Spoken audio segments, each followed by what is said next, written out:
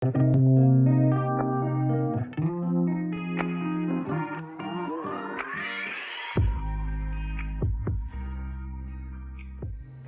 ಪ್ರೀತಿಯುಳ್ಳ ದೇವಜನರೇ, ನಮ್ಮ ರಕ್ಷಕನಾದ ಯೇಸುಕ್ರಿಸ್ತನ ಮಧುರವಾದ ನಾಮದಲ್ಲಿ ವನಿತಾ ಸಮಯ ಎಂಬ ಕಾರ್ಯಕ್ರಮಕ್ಕೆ ಮತ್ತೊಮ್ಮೆ ನಿಮ್ಮೆಲ್ಲರನ್ನು ಪ್ರೀತಿಯಿಂದ ಆಹ್ವಾನಿಸುತ್ತೇನೆ.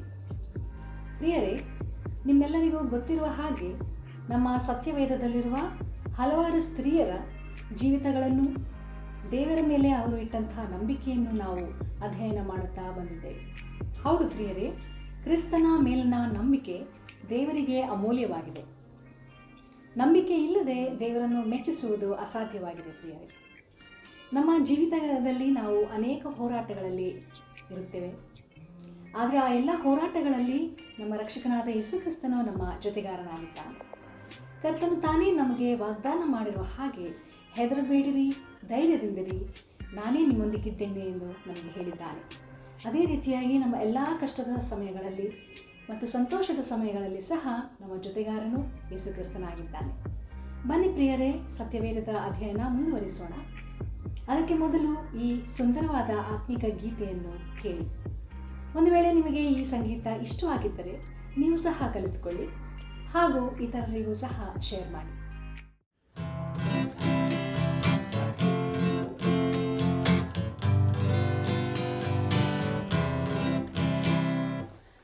ಯೇಸುವಿನ ಪ್ರೀತಿ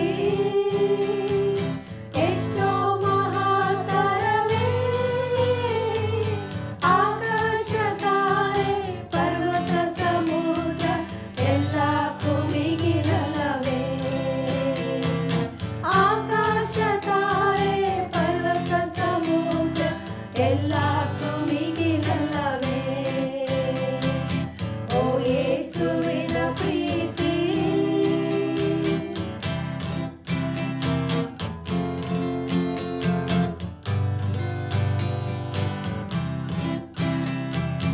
ಅಗಮ್ಯ ಆನಂದದಿಂದ ಹೃದಯ ತುಂಬಿಯದೆ,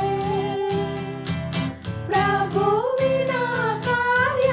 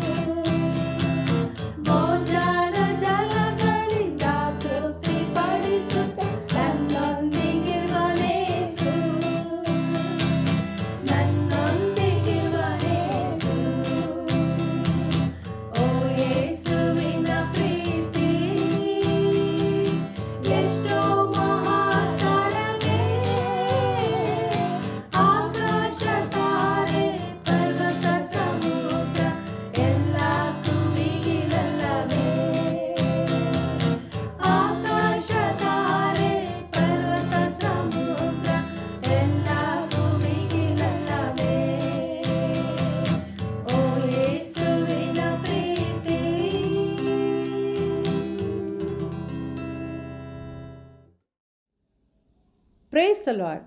ನನ್ನ ಆತ್ಮೀಯ ಬಾಂಧವರೇ, ಯೇಸು ಕ್ರಿಸ್ತನ ಅತಿ ಪರಿಶುದ್ಧವಾದಂಥ ನಾಮದಲ್ಲಿ ನಿಮ್ಮೆಲ್ಲರಿಗೂ ನನ್ನ ಆತ್ಮೀಯ ವಂದನೆಗಳು. ನೀವೆಲ್ಲರೂ ಆರೋಗ್ಯವಾಗಿದ್ದೀರಾ, ಸಂತೋಷವಾಗಿದ್ದೀರಾ ಎಂಬುದಾಗಿ ನಾವು ನಂಬ್ತಾ ಇದ್ದೇವೆ. ನಿಮಗಾಗಿ ನಾವು ಪ್ರತಿ ದಿವಸವೂ ಪ್ರಾರ್ಥನೆಯಲ್ಲಿ ನೆನಪು ಮಾಡ್ಕೊಳ್ತಾ ಇದ್ದೇವೆ. ಪ್ರಿಯರೇ, ಹೆಣ್ಣಾಗಲಿ ಗಂಡಾಗಲಿ ವಯಸ್ಸಿಗೆ ಬಂದ ನಂತರ ಇನ್ನು ವಿದ್ಯೆ, ಶಾಲೆ, ಕಾಲೇಜು ಮತ್ತು ಯೂನಿವರ್ಸಿಟಿ, ಪ್ರೊಫೆಷ್ನಲ್ ಕೋರ್ಸಸ್ ಹೀಗೆ ವಿದ್ಯಾಭ್ಯಾಸ ಎಲ್ಲ ಮುಗಿದ ನಂತರ ಉದ್ಯೋಗ ಬರ್ತದೆ. ಇನ್ನು ಉದ್ಯೋಗ ಬಂದಿದ ತಕ್ಷಣ ಎಲ್ಲರೂ ಏನು ಯೋಚನೆ ಮಾಡ್ತಾರೆ, ಏನಪ್ಪ ಯಾವಾಗ ಸೆಟ್ಲ್ ಆಗೋದು, ಏನಮ್ಮ ಯಾವಾಗ ಮದುವೆ ಎಂಬುದಾಗಿ ಜನರು ಮಾತನಾಡ್ಕೊಳ್ತಾರೆ ಅಲ್ವಾ ಪ್ರಿಯರೇ? ಸೊ ಈ ಮದುವೆ ಅಂದರೆ ಈ ವಿವಾಹ ಎಂಬುವುದು ಜೀವಿತದಲ್ಲಿ ಬಹಳ ಪ್ರಾಮುಖ್ಯವಾದಂಥ ಒಂದು ಘಟ್ಟ. ದೇವರ ವಾಕ್ಯ ಇದರ ವಿಷಯವಾಗಿ ಏನು ಬರೆಯಲ್ಪಟ್ಟಿದೆ ಎಂಬುದಾಗಿ ಈ ದಿನದಲ್ಲಿ ನಾವು ಧ್ಯಾನ ಮಾಡಲಿದ್ದೇವೆ. ಆದ್ದರಿಂದ ನಾವು ಕಣ್ಣುಗಳನ್ನು ಮುಚ್ಚಿ ಕರ್ತನ ಸಹಾಯಕ್ಕಾಗಿ ಪ್ರಾರ್ಥನೆ ಮಾಡಿಕೊಳ್ಳೋಣ. ಪ್ರೀತಿ ಸ್ವರೂಪನಾದ ನಮ್ಮ ತಂದೆಯ ದೇವರೇ, ಈ ಒಂದು ಒಳ್ಳೆಯ ಸಮಯಕ್ಕಾಗಿ ನಾವು ನಿನಗೆ ವಂದನೆ ಸ್ತೋತ್ರಗಳನ್ನು ಸಲ್ಲಿಸುವರಾಗಿದ್ದೇವೆ. ಅಲ್ಪರಾದಂಥ ನಮ್ಮನ್ನು ನೀನು ನೆನಪು ಮಾಡಿಕೊಂಡು ನಮ್ಮನ್ನು ಎಷ್ಟರ ಮಟ್ಟಿಗೆ ನಡೆಸಿದ್ದೇ ಅದಕ್ಕಾಗಿ ಸ್ತೋತ್ರ. ಈ ಕಾರ್ಯಕ್ರಮವನ್ನು ವೀಕ್ಷಿಸುವಂಥ ಪ್ರತಿ ಸಹೋದರ ಸಹೋದರಿ, ಯೌವನಸ್ಥ ಮಕ್ಕಳಿರ್ಬೋದು, ಯಾರೇ ಇರಬಹುದು, ಹೆಸರೆಸರಾಗಿಯೂ ಕುಟುಂಬವಾಗಿಯೂ ನೀನು ಆಶೀರ್ವದಿಸು ಕರ್ತನೆ. ನಿನ್ನ ಒಂದು ಸನ್ನಿಧಾನದಲ್ಲಿ ಅವರು ಸಂತೋಷಿಸುವಂತೆ, ನಿನ್ನ ವಾಕ್ಯಗಳನ್ನು ಕೇಳಿ ದೇವರ ಒಂದು ಮಾರ್ಗದಲ್ಲಿ ನಡೆಯುವಂತೆ ಕೃಪೆ ಮಾಡು. ಈ ದಿನದಲ್ಲಿ ನಾವು ಕಲೀಲಿಕ್ಕಿರುವಂಥ ದೇವರ ವಾಕ್ಯವನ್ನು ಆಶೀರ್ವದಿಸಿಕೊಡಬೇಕೆಂದು ಯೇಸು ಕ್ರಿಸ್ತನ ಪರಿಶುದ್ಧ ನಾಮದಲ್ಲಿ ಬೇಡಿದ್ದೇವೆ ತಂದೆಯೇ, ಆಮೇನ್. ವಿವಾಹ ಎಂಬುದು ಸಾಧಾರಣವಾಗಿ ಜನರ ಒಂದು ಅಭಿಪ್ರಾಯ ಏನೆಂದರೆ, ಇದು ನಮ್ಮ ಭಾರತ ದೇಶದ ಅಥವಾ ನಮ್ಮ ದೇಶದ ಒಂದು ಕಾನೂನು, ಇದೊಂದು ಸಂಪ್ರದಾಯ, ನಮ್ಮ ಸಮಾಜದಲ್ಲಿ ಬಂದಿರುವಂಥ ಒಂದು ಕಟ್ಟುಪಾಡು, ಇಟ್ಸ್ ಅ ಟ್ರೆಡಿಷನ್ ಎಂಬುದಾಗಿ ಅನೇಕರು ಭಾವಿಸಬಹುದು. ಆದರೆ ಸತ್ಯವೇದ ಅಂದರೆ ದೇವರ ವಾಕ್ಯ ಏನು ತಿಳಿಸ್ತದೆ ಅಂದರೆ, ಇಬ್ರಿಯರಿಗೆ ಬರೆದ ಪತ್ರಿಕೆ 13ನೇ ಅಧ್ಯಾಯ ಈ ಒಂದು ವಚನದಲ್ಲಿ 3ನೇ ವಚನದಲ್ಲಿ ಏನೆಂದು ಬರೆಯಲ್ಪಟ್ಟಿದೆ ಅಂದರೆ, ದಾಂಪತ್ಯವು ಮಾನ್ಯವಾದದೆಂದು ಎಲ್ಲರೂ ಎಣಿಸಬೇಕು. Yes, marriage is honourable in all ಎಂಬುದಾಗಿ ದೇವರ ವಾಕ್ಯದಲ್ಲಿ ತಿಳಿಸಲ್ಪಟ್ಟಿದೆ. ಹೌದು ಪ್ರಿಯರೇ, ದಾಂಪತ್ಯವು ನಿಜವಾಗಲೂ ಮಾನ್ಯವಾದದ್ದು. ಯಾಕಂದರೆ ಈ ಒಂದು ವಿವಾಹ ಅಂದರೆ ದ ಮ್ಯಾರೇಜ್ ಇನ್ಸ್ಟಿಟ್ಯೂಷನ್ ಇದು ಯಾರು ಪ್ರಾರಂಭಿಸಿದರು? ಮನುಷ್ಯರ ಅಥವಾ ನಮ್ಮ ಸಂಸ್ಕೃತಿಯ? ಇಲ್ಲ, ದೇವರ ವಾಕ್ಯ ಹೇಳ್ತದೆ, ದೇವರು ತಾನೇ ಈ ಒಂದು ವಿವಾಹದ ಒಂದು ಯೋಜನೆ, ಈ ಒಂದು ಸಂಸ್ಥೆಯನ್ನು ಪ್ರಾರಂಭಿಸಿದನು ಎಂಬುದಾಗಿ ನಾವು ನೋಡ್ತೇವೆ. ಇದೆಲ್ಲಿ ಪ್ರಾರಂಭವಾಯಿತು? ಸತ್ಯವೇದದ ಮೊದಲನೇ ಪುಸ್ತಕ ಆದಿಕಾಂಡದಲ್ಲಿ 2ನೇ ಅಧ್ಯಾಯದಲ್ಲಿ ನಾವು ನೋಡುವರಾಗಿದ್ದೇವೆ. ದೇವರು ಮನುಷ್ಯನನ್ನು ಯಾವ ರೀತಿಯಲ್ಲಿ ನಿರ್ಮಾಣ ಮಾಡಿದನು ಎಂಬುದಾಗಿ. ನೆಲದ ಮಣ್ಣಿನಿಂದ ರೂಪಿಸಿ ಅವನ ಮೂಗಿನಲ್ಲಿ ತನ್ನ ಶ್ವಾಸವನ್ನು ಊದಿದನು. ಅನಂತರ ಮನುಷ್ಯನು ಒಂಟಿಗನಾಗಿರುವುದು ಒಳ್ಳೆಯದಲ್ಲ, ಅವನಿಗೆ ಸರಿ ಬೀಳುವ ಸಹಕಾರಿಯನ್ನು ಉಂಟು ಮಾಡುವೆನು ಎಂದು ಹೇಳಿ ಆ ಮನುಷ್ಯನಿಗೆ ಗಾಢ ನಿದ್ರೆ ಬರಮಾಡಿ ತಾನ ಪಕ್ಕೆಯ ಒಂದು ಎಲುಬಿನಲ್ಲಿ ಒಂದು ಸ್ತ್ರೀಯನ್ನು ಮಾಡಿದನು. ಹೀಗೆ ದೇವರು ಪುರುಷನನ್ನು ಸ್ತ್ರೀಯನ್ನು ಉಂಟು ಮಾಡಿದನು. ಇದೆಲ್ಲ ಎಲ್ಲಿ ಬರೆಯಲ್ಪಟ್ಟಿದೆ? ಆದಿಕಾಂಡದ ಪುಸ್ತಕ 2 ಮತ್ತು 3ನೇ ಅಧ್ಯಾಯಗಳಲ್ಲಿ ನಾವು ಇದನ್ನು ಸ್ಪಷ್ಟವಾಗಿ ಓದಬಹುದು. ಅನಂತರ ಈ ಮೊದಲ ಮಾನವರಾದ ಆದಮ ಮತ್ತು ಹವ್ವ ಅನ್ಯೋನ್ಯತೆಯಲ್ಲಿ ಮತ್ತು ಸಂತೋಷದಿಂದ ದೇವರೊಂದಿಗೂ ಸಹ ಅನ್ಯೋನ್ಯತೆಯಲ್ಲಿ ಜೀವಿಸ್ತಾ ಇದ್ದರು. ಸತ್ಯವೇದದಲ್ಲಿ ಇದೇ ಮೊದಲನೇ ವಿವಾಹ. Yes, this is the first marriage which God performed. ಈಗ ನಾವು ನೋಡುವಾಗ ಈ ವಿವಾಹದ ನಂತರ ಸಾಧಾರಣವಾಗಿ ವಿವಾಹದಲ್ಲಿ ಎಂಬುದಾಗಿ ಹೇಳುವಾಗ ಬೇರೆ ಬೇರೆ ಕುಟುಂಬ ಹಿನ್ನೆಲೆಗಳಿಂದ ಮತ್ತು ಸಂಪ್ರದಾಯಗಳಿಂದ ಬೇರೆ ಬೇರೆ ಭಾಷೆಯಿಂದ ಬರುವಂಥದ್ದು ನಾವು ನೋಡ್ತೇವೆ. ಐಕ್ಯವಾದ ನಂತರ ಅಥವಾ ವಿವಾಹದ ನಂತರ ಏನು ಹೇಳ್ತಾರೆ ಅವ್ರಿಗೆ? ಗಂಡ ಹೆಂಡತಿ ಅಂದರೆ ಪತಿ ಪತ್ನಿ, ಹಸ್ಬೆಂಡ್ ಆ್ಯಂಡ್ ವೈಫ್ ಎಂಬುದಾಗಿ ಹೇಳ್ತಾರೆ. ಆದ್ದರಿಂದ ಯಾರಾದರೂ ವಿವಾಹದ ನಂತರ ಏನು ಮಾಡ್ತಾರೆ? ವಾಟ್ಸಪ್ ಸ್ಟೇಟಸ್ನಲ್ಲಿ, ಫೇಸ್ಬುಕ್ ಇರ್ಬೋದು, ಟ್ವಿಟರಲ್ಲೆಲ್ಲ ಮ್ಯಾರಿಡ್ ಎಂಬುದಾಗಿ ತಮ್ಮ ಸ್ಟೇಟಸನ್ನು ಕೂಡ ಬದಲಾಯಿಸ್ಕೊಳ್ತಾರೆ ಅಲ್ವಾ ಪ್ರಿಯರೇ? ಅದರಿಂದ ನಾವು ನೋಡುವಾಗ ಈ ವಿವಾಹ ಎಂಬುವಂಥದ್ದು ಬಹಳಷ್ಟು ಪ್ರಾಮುಖ್ಯವಾದಂಥ ಒಂದು ಹಂತವಾಗಿದೆ. ದಾಂಪತ್ಯಕ್ಕೆ ಕಾಲಿಟ್ಟ ಗಂಡು ಹೆಣ್ಣು ಇಬ್ಬರಿಗೂ ಕೂಡ ಅನೇಕ ವಿಧವಾದಂಥ ಕನಸುಗಳು, ಅಭಿಪ್ರಾಯಗಳು, ಅನೇಕ ವಿಧವಾದಂಥ ಆಲೋಚನೆಗಳೊಂದಿಗೆ ತಾವು ದಾಂಪತ್ಯ ಜೀವಿತವನ್ನು ಪ್ರಾರಂಭಿಸ್ತಾರೆ. ಗಂಡ ಹೆಂಡತಿಯರ ಸಂಬಂಧ ಹೇಗಿರ್ಬೇಕು ಗೊತ್ತಾ? ಒಂದು ಗಾದೆ ಇದೆ ನೋಡ್ರಿ ಕನ್ನಡದಲ್ಲಿ, ಎರಡು ಕೈ ಸೇರಿದರೆ ಚಪ್ಪಾಳೆ ಎಂಬುದಾಗಿ. ಹೌದು, ಅದರಿಂದ ಒಂದು ಕುಟುಂಬಕ್ಕೆ ನಡೆಸಬೇಕಾದ್ರೆ ಗಂಡು ಮತ್ತು ಹೆಣ್ಣು ಇಬ್ಬರ ಒಂದು ಅವರ ಒಂದು ಜವಾಬ್ದಾರಿಕೆ, ಅವರ ಒಂದು ಪಾತ್ರ ಕುಟುಂಬದಲ್ಲಿ ಎಷ್ಟು ಪ್ರಾಮುಖ್ಯವಾಗಿದೆ ಎಂಬುದಾಗಿ ನಾವು ನೋಡುವರಾಗಿದ್ದೇವೆ. ಇಬ್ರಿಯರಿಗೆ ಬರೆದ ಪತ್ರಿಕೆ 13ನೇ ಅಧ್ಯಾಯ 4ನೇ ವಚನದಲ್ಲಿ ಹೀಗೆ ಬರೆಯಲ್ಪಟ್ಟಿದೆ, ಗಂಡ ಹೆಂಡರ ಸಂಬಂಧವು ನಿಷ್ಕಳಂಕವಾಗಿರಬೇಕು ಎಂದು ಬರೆದದು. ಹೌದು, ಅವರ ಒಂದು ಸಂಬಂಧ ಯಾವ ರೀತಿಯಲ್ಲಿರಬೇಕಂದ್ರೆ ನಿಷ್ಕಳಂಕವಾಗಿರಬೇಕು ಎಂಬುದಾಗಿ ಬರೆಯಲ್ಪಟ್ಟಿದೆ. ಪ್ರಿಯರೇ, ಗಂಡು ಹೆಣ್ಣು ಇಬ್ಬರು ಕೂಡ ದೇವರ ಹೋಲಿಕೆಯಲ್ಲಿ ಸೃಷ್ಟಿ ಮಾಡಲ್ಪಟ್ಟಿದ್ದರಿಂದ ಇಬ್ಬರು ಸಹ ಸಮಾನರೇ. Man and woman are equal in the sight of God. ಸಾಧಾರಣವಾಗಿ ಸ್ತ್ರೀ ಕೆಳಮಟ್ಟದವಳು ಅಥವಾ ಪುರುಷನು ಉನ್ನತದಲ್ಲಿರುವಾತನು ಎಂಬುದಾಗಿ ಭಾವನೆಗಳು ಇರಬಹುದು. ಆದರೆ ದೇವರ ವಾಕ್ಯ, ದೇವರ ಪರಿಶುದ್ಧ ವಾಕ್ಯದ ಪ್ರಕಾರವಾಗಿ ದೇವರು ಪುರುಷನನ್ನು ಸ್ತ್ರೀಯನ್ನು ತನ್ನ ಹೋಲಿಕೆಯಲ್ಲಿ ಸೃಷ್ಟಿ ಮಾಡಿದ್ದಾನೆ.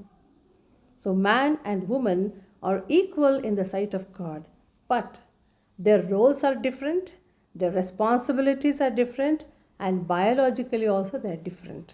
ಅಂದರೆ ಜವಾಬ್ದಾರಿಕೆಗಳು, ಅವರ ಪಾತ್ರ ವಿಭಿನ್ನವಾಗಿರ್ತದೆ. ಮತ್ತು ದೈಹಿಕವಾಗಿಯೂ ಅಂದರೆ ಶಾರೀರಿಕವಾಗಿಯೂ ಕೂಡ ದೇವರು ಪುರುಷನನ್ನು ಮತ್ತು ಸ್ತ್ರೀಯನ್ನು ಬೇರೆ ಬೇರೆಯಾಗಿ ಮಾಡಿದ್ದಾರೆ. But they are equal in the sight of god. ಇಬ್ಬರು ಕೂಡ ಸಮಾನತೆಯನ್ನು ಹೊಂದಿದ್ದಾರೆ ದೇವರ ಎಣಿಕೆಯಲ್ಲಿ ಪ್ರಿಯರೇ. ಆದ್ದರಿಂದ ದೇವರ ವಾಕ್ಯಗಳಲ್ಲಿ ಗಂಡನಿಗೂ ಮತ್ತು ಹೆಂಡತಿಗೂ ಸಂಬಂಧಪಟ್ಟಂತೆ ಹಲವಾರು ಆಜ್ಞೆಗಳಿದೆ, ನಿಯಮಗಳಿದೆ, ಆಶೀರ್ವಾದಗಳಿದೆ. ಈಗ ಒಂದೊಂದಾಗಿ ನಾವು ಧ್ಯಾನಿಸೋಣವೇ. ಇವತ್ತು ಪ್ರತ್ಯೇಕವಾಗಿ ಪುರುಷನಿಗೆ ಸಂಬಂಧಪಟ್ಟಂತೆ ದೇವರ ವಾಕ್ಯದಲ್ಲಿ ಏನೇನು ಬೋಧನೆ ಇದೆ, ಅವರಿಗೆ ಏನೇನು ಉಪದೇಶವಿದೆ ಎಂಬುದಾಗಿ ನಾವು ಇವತ್ತು ಧ್ಯಾನ ಮಾಡಲಿದ್ದೇವೆ. ಮೊದಲನೇದಾಗಿ ಪ್ರೀತಿ. ಮೊಟ್ಟ ಮೊದಲನೆಯ ಒಂದು ಗುಣ ಏನಿರಬೇಕಂತ ಹೇಳುವಾಗ ದೇವರ ವಾಕ್ಯದ ಪ್ರಕಾರವಾಗಿ ಪುರುಷನು ಸ್ತ್ರೀಯನ್ನು ಅಂದರೆ ಗಂಡನು ಹೆಂಡತಿಯನ್ನು ಪ್ರೀತಿ ಮಾಡಬೇಕು ಎಂಬುದಾಗಿ.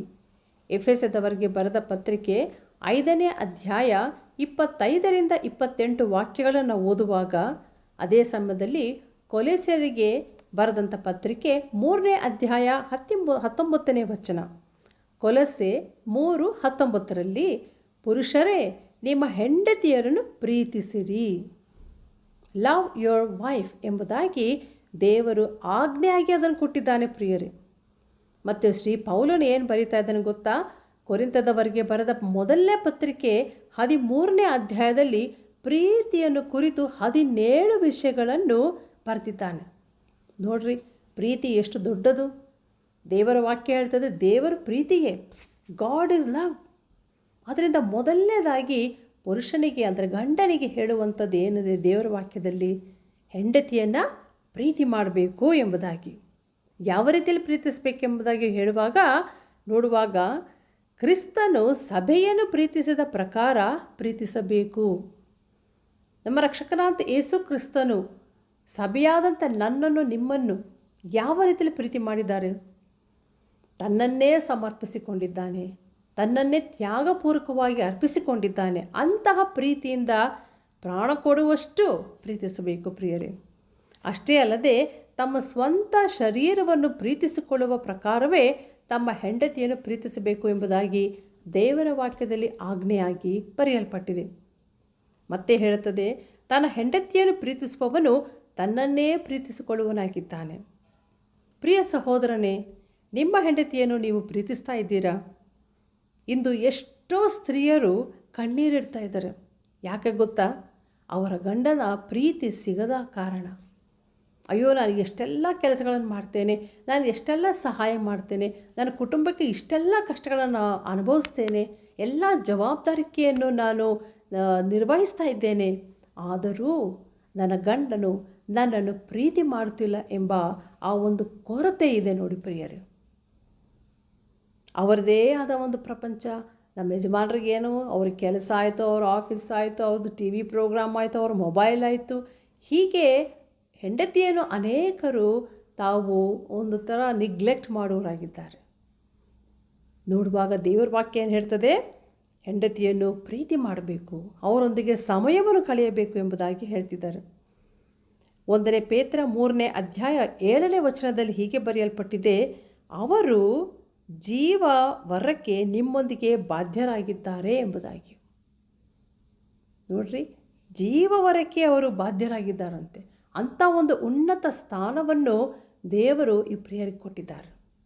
ಆದ್ದರಿಂದ ಪ್ರಿಯರೇ, ದೇವರ ವಾಕ್ಯಕ್ಕನುಸಾರವಾಗಿ ನಾವು ಜೀವಿಸೋಣವಾ? ಹೆಂಡತಿಯನ್ನು ಪ್ರೀತಿಸಬೇಕು. 2ನೇದಾಗಿ ಗೌರವ, ರೆಸ್ಪೆಕ್ಟ್. 1 ಪೇತ್ರ 3ನೇ ಅಧ್ಯಾಯ 7ನೇ ವಾಕ್ಯದಲ್ಲಿ ಏನು ಬರೆಯಲ್ಪಟ್ಟಿದೆ? ಪುರುಷರೇ, ನಿಮ್ಮ ಹೆಂಡತಿಯರಿಗೆ ಮಾನವನ್ನು ಸಲ್ಲಿಸಿರಿ ಎಂಬುದಾಗಿ ಬರೆದಿದೆ. ಮನೆ ಒಳಗಾಗಲಿ ಹೊರಗಡೆ ಆಗಲಿ ಸಮಾಜದಲ್ಲಿ ಆಗಲಿ ಗೌರವ ಕೊಡುವುದನ್ನು ಮರೆಯಬಾರದು. ಇದರಲ್ಲಿ ಕೂಡ ಎಷ್ಟು ಕೊರತೆ ಇದೆ ಪ್ರಿಯರೇ. ಹೆಂಡತಿ ಎಂದರೆ ಅಯ್ಯೋ ಅವಳಿಗೆ ವಿದ್ಯೆನೇ ಇಲ್ಲ, ಸರಿಯಾದ ಬುದ್ಧಿ ಇಲ್ಲ, ಅವಳಿಗೆ ಜ್ಞಾನ ಇಲ್ಲ, ಏನು ಓದಿಲ್ಲ, ಅವಿದ್ಯಾವಂತಳು, ಅವಳಿಗೇನು ಗೊತ್ತು, ಅವಳು ಭಾಳ ಮುಗ್ದೆ, ಶಿ ಡಸಂಟ್ ನೋ ಎನಿಥಿಂಗ್ ಎಂಬುದಾಗಿ ಅನೇಕರು ಹೆಂಡತಿಯನ್ನು ತಾತ್ಸಾರ ಮಾಡ್ತಾರೆ. ಹೊರಗಡೆ ಅವ್ರನ್ನ ಕರ್ಕೊಂಡು ಬಂದಾಗ ಒಂದು ಗೌರವದಿಂದ ಕಾಣೋದೇ ಇಲ್ಲ. ಅಥವಾ ಮನೇಲಿರಬೇಕಾದ್ರೆ ಒಂದೊಂದು ಸಾರಿ ಅನೇಕ ಸಾರಿ ನಾವು ನೋಡುವಾಗ ಅವರನ್ನು ಅಂದರೆ ಹೆಂಡತಿಯರನ್ನು ಕೇವಲ ಒಬ್ಬ ಸೇವಕಿಯಾಗಿ ಕಾಣುವುದನ್ನು ನಾವು ನೋಡ್ತೇವೆ. ಅವಳ ನನ್ನ ಬಟ್ಟೆ ಒಗೆಯಲಿಕ್ಕೆ ಒಂದು ವಾಷಿಂಗ್ ಮಿಷಿನ್ ಥರ, ಪಾತ್ರೆಗಳನ್ನು ಎಲ್ಲ ತಿಕ್ಕಿ ಅಡುಗೆ ಮಾಡಲಿಕ್ಕೆ ಒಂದು ಕುಕ್ ಆಗಿ ಇದ್ದಾಳೆ, ಮಕ್ಕಳನ್ನ ನೋಡ್ಕೊಳ್ತಾಳೆ, ಇಷ್ಟೇ ಅಲ್ವಳ ಪ್ರಪಂಚ ಎಂಬುದಾಗಿ ಆಕೆಗೆ ಸಲ್ಲಬೇಕಾದಂಥ ಗೌರವ ಕೊಡ್ತಾ ಇಲ್ಲ ಪ್ರಿಯರೇ. ಆದರೆ ದೇವರ ವಾಕ್ಯ ಏನು ಎಚ್ಚರಿಸ್ತಾ ಇದೆ? ನಿಮ್ಮ ಹೆಂಡತಿಯರಿಗೆ ಮಾನವನ್ನು ಸಲ್ಲಿಸಿರಿ. ಹೌದು, ಇವತ್ತಿಂದ ಯಾರ್ಯಾರು ಸಹೋದರರು, ನನ್ನ ಪ್ರಿಯ ಸಹೋದರರು ತಮ್ಮ ಕುಟುಂಬಗಳಲ್ಲಿ ಹೆಂಡತಿಯರಿಗೆ ಗೌರವವನ್ನು ಕಡಿಮೆ ಕೊಡ್ತಾ ಇದ್ದೀರಾ? ದೇವರ ವಾಕ್ಯ ಇವತ್ತು ಎಚ್ಚರಿಸ್ತಾ ಇದೆ ಪ್ರಿಯರೇ, ನಿಮ್ಮ ಹೆಂಡತಿಯರನ್ನು ನೀವು ಗೌರವದಿಂದ ಕಾಣಬೇಕು ಎಂಬುದಾಗಿ. ಆದ್ದರಿಂದ ರೆಸ್ಪೆಕ್ಟ್ ಯುವರ್ ವೈಫ್ ಎಂಬುದಾಗಿ ನಾವು 2ನೇದಾಗಿ ಕಲ್ತ್ಕೊಳ್ತಾ ಇದ್ದೇವೆ. ಅನೇಕ ಒಂದು ಕುಟುಂಬಗಳಲ್ಲಿ ನೋಡುವಾಗ ಗಂಡನು ಎಂಥ ಒಂದು ಸ್ಥಿತಿಯಲ್ಲಿ ಅಂದರೆ ಹೆಂಡತಿಯರನ್ನು ಬಾಧಿಸ್ತಾ ಇರ್ತಾರೆ, ಹೊಡೆಯೋದು, ಅವರ ಸಿಕ್ಕಾಪಟ್ಟೆ ಬೈಯೋದು, ಬೇರೆಯವರಿಗೆ ಅವರನ್ನು ಹೋಲಿಸಿ ಅವರನ್ನು ಭಾಳ ಕೀಳಾಗಿ ನೋಡುವಂಥದ್ದು, ಅವ್ರಿಗೆ ಶಾಪ ಹಾಕುವಂಥದ್ದು, ಹಣ ತೆಗೆದುಕೊಂಡು ಬಾ, ಆಸ್ತಿ ತೆಗೆದುಕೊಂಡು ಬಾ ಎಂಬುದಾಗಿ ಕಿರುಕುಳ ಕೊಡುವುದನ್ನು ನಾವು ನೋಡ್ತೇವೆ. ಇವತ್ತು ಟಿ ವಿ ನ್ಯೂಸ್ ಇರ್ಬೋದು, ನ್ಯೂಸ್ ಪೇಪರ್ಗಳಲ್ಲಿರ್ಬೋದು, ಇಂಟರ್ನೆಟ್ಟಲ್ಲಿ ಎಷ್ಟು ಜನ ಹೆಂಡತಿಯರು ಆತ್ಮಹತ್ಯೆಗಳನ್ನು ಮಾಡಿಕೊಂಡಿದ್ದಾರೆ ಪ್ರಿಯರೇ. ಕಾರಣ ಏನಕ್ಕೆ? ಅವರಿಗೆ ಪ್ರೀತಿ ಸಿಗಲಿಲ್ಲ, ಅವರಿಗೆ ಒಂದು ಗೌರವ ಇಲ್ಲ ಮನೆಯಲ್ಲಿ, ಅವರನ್ನು ಕಸಕ್ಕಿಂತ ಕೀಳಾಗಿ ನೋಡ್ತಾ ಇರೋದರಿಂದ ಇಂಥ ಒಂದು ದುಸ್ಥಿತಿಯಲ್ಲಿ ನಮ್ಮ ಸ್ತ್ರೀಯರು ಅನೇಕ ಕುಟುಂಬಗಳಲ್ಲಿ ಇದು ನಡೆಯುತ್ತಾ ಇದೆ. ಪ್ರಪಂಚದಲ್ಲಿ ನಡೆಯುತ್ತಿರುವಂಥ ಒಂದೊಂದು ಘಟನೆಗಳನ್ನು ನಾವು ನೋಡುವಾಗ ಸ್ತ್ರೀಯರಿಗೆ ಎಷ್ಟು ಕಿರುಕುಳಗಳು ಕೊಡ್ತಾ ಇದ್ದಾರೆ. ಡೌರಿ ಹರಾಸ್ಮೆಂಟ್ ಎಂಬುದಾಗಿ ನಾವು ನೋಡುವಾಗ ಅದು ತೊಗೊಂಡು ಬಾ, ಇದು ತೊಗೊಂಡು ಬಾ, ನಿಮ್ಮ ತಂದೆ ಮನೆಗೆ ಹೋಗು, ಅವ್ರ ಹತ್ರ ಹಣ ಕೇಳು, ಇವ್ರ ಹತ್ರ ಇದು ಮಾಡು ಅಂತ ಹೇಳಿ ಕಿರುಕುಳ ಕೊಡ್ತಾ ಇದ್ದಾರೆ. ಪ್ರಿಯರೇ, ನಾವು ಹೆಂಡತಿಯರನ್ನು ಗೌರವಿಸಬೇಕಾಗಿದೆ ಪ್ರಿಯ. 3ನೇದಾಗಿ ನೋಡುವಾಗ ಆತ್ಮಿಕ ಜೀವಿತದಲ್ಲಿ ಗಂಡನು ನಾಯಕನಾಗಿರಬೇಕು. He should be leader even in spiritual life. ಆತ್ಮಿಕ ಜೀವಿತದಲ್ಲಿ ಹೌದು. ಕುಟುಂಬಕ್ಕೆ ಯಾರು ಶಿರಸ್ಸು ಗೊತ್ತಾ?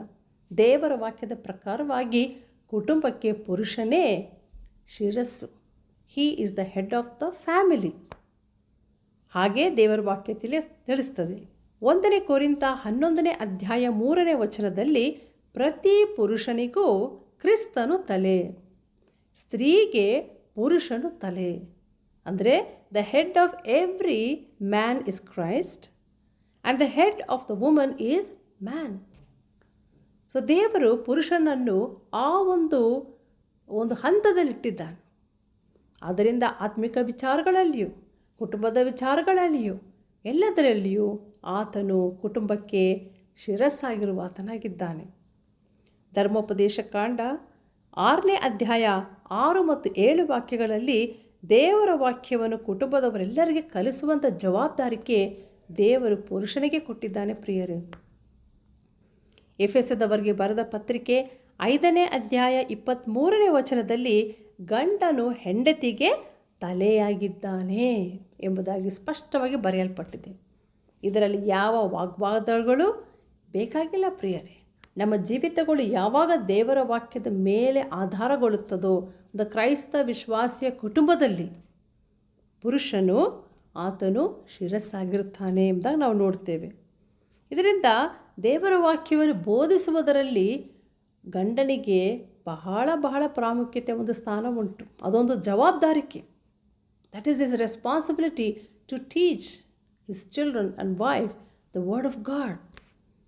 ಆ ಒಂದು ಸ್ಪಿರಿಚುವಲ್ ಅಥಾರಿಟಿ ದೇವರು ಪುರುಷನಿಗೆ ಕೊಟ್ಟಿದ್ದಾರೆ ಪ್ರಿಯರೇ. ಇವತ್ತು ನಿಮ್ಮ ಮನೆಯಲ್ಲಿ ಕುಟುಂಬದ ಪ್ರಾರ್ಥನೆ ಇದೆಯಾ? ಕುಟುಂಬವಾಗಿ ನೀವು ಸೇರಿ ದೇವರ ವಾಕ್ಯವನ್ನು ಧ್ಯಾನಿಸ್ತಾ ಇದ್ದೀರಾ? ಕುಟುಂಬವಾಗಿ ಸೇರಿ ನೀವು ಹಾಡ್ತಾ ಇದ್ದೀರಾ? ದೇವರನ್ನು ಮಹಿಮೆ ಪಡಿಸ್ತಾ ಇದ್ದೀರಾ? ಒಂದು ಸಾರಿ ನಿಮ್ಮ ಜೀವಿತಗಳನ್ನು ಪರೀಕ್ಷೆ ಮಾಡಿಕೊಳ್ಳ್ರಿ ಪ್ರಿಯರೇ. ಅಪೊಸ್ತಲನಾದ ಪೌಲನು ಈ ರೀತಿಯಲ್ಲಿ ಬರೀತಾ ಇದ್ದಾನೆ. ಎಲ್ಲಿ? ಥೆಸಲೋನಿಕ ಬರೆದ ಪತ್ರಿಕೆ 2ನೇ ಪತ್ರಿಕೆಯಲ್ಲಿ 3ನೇ ವಚನದಲ್ಲಿ ನೋಡುವಾಗ, ಕೆಲಸ ಮಾಡಲೊಲ್ಲದವನು ಊಟ ಮಾಡಬಾರದೆಂದು ಬರೆದಿದ್ದಾನೆ. ನೋಡ್ರಿ, ಆದ್ದರಿಂದ ಪುರುಷನು ಖಂಡಿತವಾಗಿಯೂ ತಾನು ದುಡಿಲೇಬೇಕು. ದೇವರ ವಾಕ್ಯದ ಪ್ರಕಾರವಾಗಿ ಆದಿಕಾಂಡದ ಪುಸ್ತಕ 3ನೇ ಅಧ್ಯಾಯ ಅದರಲ್ಲಿ ನಾವು ನೋಡುವಾಗ 19ನೇ ವಚನದಲ್ಲಿ ಬೆವರು ಸುರಿಸಿ ಮನುಷ್ಯನ ದುಡಿಬೇಕೆಂಬುದಾಗಿ ದೇವರು ಆಜ್ಞಾಪಿಸಿದರು. ಯಾಕೆಂದರೆ ಪಾಪ ಮಾಡಿದ್ದರಿಂದ ಆ ಒಂದು ಶಿಕ್ಷೆ ಮನುಷ್ಯನಿಗೆ ಬಂದಿತು ಪ್ರಿಯರೇ. ಆದ್ದರಿಂದ ಪ್ರತಿ ಮನುಷ್ಯನು ಕೆಲಸ ಮಾಡಲೇಬೇಕು, ದುಡಿಲೇಬೇಕು. ಅದು ದೇವರ ನಿಯಮವಾಗಿದೆ ಪ್ರಿಯರೇ. ಅನೇಕ ಕುಟುಂಬಗಳಲ್ಲಿ ಪಾಪ ಅಂದರೆ ಹೆಂಡತಿಯರು ಎಷ್ಟೆಲ್ಲ ಕಷ್ಟಪಟ್ಟು ಆರ್ಥಿಕವಾಗಿಯೂ ಅಥವಾ ಬೇರೆ ಬೇರೆ ವಿಚಾರಗಳಲ್ಲಿ ಅವರು ಕುಟುಂಬವನ್ನು ನಡೆಸಲಿಕ್ಕೆ ಮುಂದಾಗ್ತಾ ಇದ್ದಾರೆ. ಯಾಕೆಂದರೆ ಪುರುಷರು ಅನೇಕರು ತಾವು ಕುಡಿತಾ ಜಗಳ ಮಾಡ್ತಾ ತಮ್ಮ ಜೀವಿತವನ್ನೇ ಹಾಳು ಮಾಡಿಕೊಂಡು ಕೆಲಸಕ್ಕೆ ಸರಿಯಾಗಿ ಹೋಗೋದಿಲ್ಲ, ಟೈಮ್ ಸರಿಯಾಗಿ ಹೋಗೋದಿಲ್ಲ, ಅಲ್ಲೇನೋ ಅನ್ಯಾಯ ಮಾಡಿ ಅಕ್ರಮವಾಗಿ ನಡೆದುಕೊಂಡು ಡಿಸ್ಮಿಸ್ ಆಗಿರ್ತಾರೆ, ಸಸ್ಪೆಂಡ್ ಮಾಡಿರ್ತಾರೆ. ಈ ರೀತಿಯಲ್ಲಿ ಅಶ್ರದ್ಧೆಯಿಂದ ಇರಬಾರ್ದು. ದೇವರ ವಾಕ್ಯ ಏನು ಹೇಳ್ತಾ ಇದೆ ಅಂತ ಹೇಳಿದ್ರೆ, ಕೆಲಸ ಮಾಡಲೊಲ್ಲದವನು ಊಟ ಮಾಡಬಾರದೆಂದು ಬರೆದಿದ್ದಾನೆ. ಆದ್ದರಿಂದ ಜವಾಬ್ದಾರಿಕೆಯಿಂದ ನೌಕರಿಯನ್ನು ಮಾಡಬೇಕಾಗಿದೆ. ಯಾಕೆಂದರೆ ಕುಟುಂಬವನ್ನು ಸಂರಕ್ಷಿಸುವುದು ಅದು ಅವನ ದೇವರು ಪುರುಷನಿಗೆ ಕೊಟ್ಟಿರುವಂಥ ಒಂದು ಆದ್ಯತೆ, ಅದು ಒಂದು ಆಶೀರ್ವಾದವಾಗಿಯೇ ಇರ್ತದೆ. ಅವನು ಕ್ರಿಸ್ತ ನಂಬಿಕೆಯನ್ನು ತಿರಸ್ಕರಿಸಿದವನು ನಂಬದವನಿಂದ ಕಡೆಯವನೂ ಆಗಿದ್ದಾನೆ. ನಂಬದವನಿಗಿಂತ ಅಂದರೆ 1ನೇ ತಿಮೋತಿ 5ನೇ ಅಧ್ಯಾಯ 8ನೇ ವಾಕ್ಯದಲ್ಲಿ ಹೀಗೆ ಬರೆಯಲ್ಪಟ್ಟಿದೆ, ತನ್ನ ಮನೆಯವರನ್ನು ಸಂರಕ್ಷಿಸದೆ ಹೋದರೆ ಅವನು ಕ್ರಿಸ್ತ ನಂಬಿಕೆಯನ್ನು ತಿರಸ್ಕರಿಸಿದವನು ನಂಬದವನಿಗಿಂತ ಕಡೆಯವನು ಆಗಿದ್ದಾನೆ. ಆದ್ದರಿಂದ ಪ್ರಿಯ ಸಹೋದರನೇ, ಜವಾಬ್ದಾರಿಯನ್ನು ದೇವರು ನಿಮಗೆ ಕೊಟ್ಟಿರುವಾಗ ಅದನ್ನು ಯಥಾರ್ಥವಾಗಿ ದೇವರ ಮಹಿಮೆಗಾಗಿ ಉಪಯೋಗಿಸ್ಕೊಳ್ಬೇಕು. ಕುಟುಂಬದ ಒಂದು ಬಾಧ್ಯತೆಯನ್ನು, ಆ ಜವಾಬ್ದಾರಿಕೆಯನ್ನು ಹೊತ್ತು ಕೆಲಸವನ್ನು ಮಾಡಿ ತನ್ನ ಕುಟುಂಬವನ್ನು ಸಂರಕ್ಷಿಸಿಕೊಳ್ಬೇಕು. ಇದನ್ನೇ ಕರ್ತನು ಬಯಸುವನಾಗಿದ್ದಾನೆ ಪ್ರಿಯರೇ. ಅನಂತರ 4ನೇದಾಗಿ ನೋಡುವಾಗ ಗಂಡನು ಹೆಂಡತಿಗೆ ಗಮನ ಕೊಡಬೇಕು. he should give attention to his wife. ಹೆಂಡತಿಗೆ ಏನೇನು ಅವಶ್ಯಕತೆ ಇರ್ತದೆ ಅವುಗಳನ್ನು ಪೂರೈಸಬೇಕು, ಆಕೆಯಲ್ಲಿ ಸಂತೋಷಿಸಬೇಕು. ಜ್ಞಾನೋಕ್ತಿ 5ನೇ ಅಧ್ಯಾಯ 18 ಮತ್ತು 19ನೇ ವಾಕ್ಯಗಳಲ್ಲಿ ಹೀಗೆ ಬರೆಯಲ್ಪಟ್ಟಿದೆ, ನಿನ್ನ ಬುಗ್ಗೆಯು ದೇವರ ಆಶೀರ್ವಾದ ಹೊಂದಲಿ, ನಿನ್ನ ಯೌವನ ಕಾಲದ ಪತ್ನಿಯಲ್ಲಿ ಆನಂದಿಸು. ಆಕೆ ಮನೋಹರವಾದ ಜಿಂಕೆಯಂತೆಯೂ ಅಂದವಾದ ದುಪ್ಪಿಯೂ ಹಾಗೆಯೂ ಇರುವಳಲ್ಲ. ಆಕೆಯ ಸ್ತನಗಳು ನಿನ್ನನ್ನು ಸರ್ವದಾ ತೃಪ್ತಿಪಡಿಸಲಿ. ಆಕೆಯ ಪ್ರೀತಿಯಲ್ಲೇ ನಿರಂತರ ಲೀನವಾಗಿರು. ನೋಡ್ರಿ, ಆಕೆಯನ್ನು ಸಂತೋಷಪಡಿಸುವುದರಲ್ಲದೆ ಆಕೆಯಲ್ಲಿ ಸಂತೋಷ ಪಡಬೇಕು.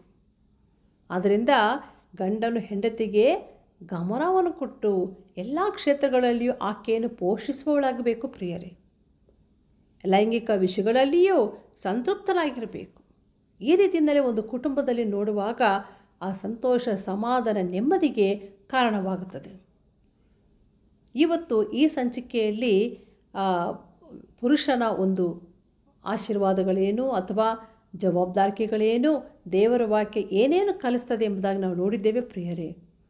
ಇನ್ನು ಮುಂದಿನ ಸಂಚಿಕೆಯಲ್ಲಿ ಕೂಡ ಇದನ್ನು ನಾವು ಮುಂದುವರಿಸೋಣ.